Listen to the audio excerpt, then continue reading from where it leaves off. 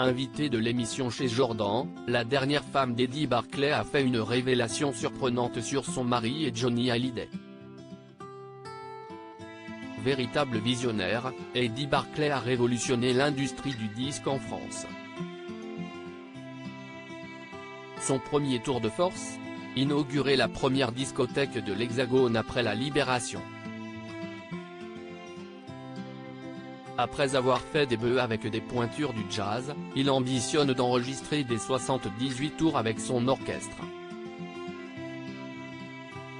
Le label Barclay naît en 1949.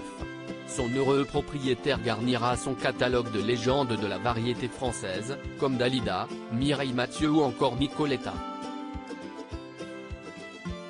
S'il n'a jamais réussi à rejoindre son écurie, Johnny Hallyday n'en a pas moins cultivé une amitié au long cours avec lui. Le 27 juin dernier, Jordan Deluxe invitait Caroline Barclay à confier les derniers secrets de son mari sur le plateau de son émission. Entre autres confidences, la dernière femme du producteur est revenue sur la relation de son mari et de Johnny Hallyday. L'occasion pour l'animateur de révéler une photo inédite prise par un ami, le photographe Philippe Baldini, où l'on voit les deux hommes s'embrasser sur la bouche. Quand ils se voyaient, ils se faisaient toujours un smack sur la bouche pour se dire bonjour, explique la compagne de l'empereur du micro-sillon. Et d'ajouter, il y avait un réel amour entre eux. Cette peur bleue de Johnny Hallyday. Des anecdotes sur le taulier, Caroline Barclay peut en raconter à l'appel.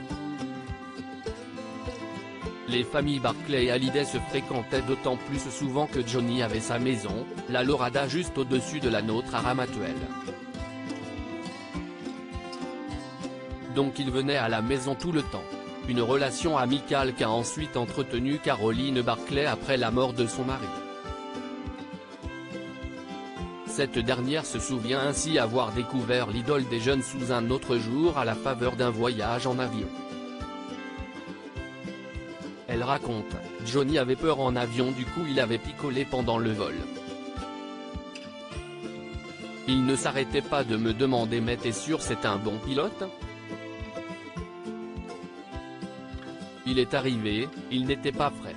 Une anecdote qui témoigne d'une amitié profonde longue de plusieurs dizaines d'années.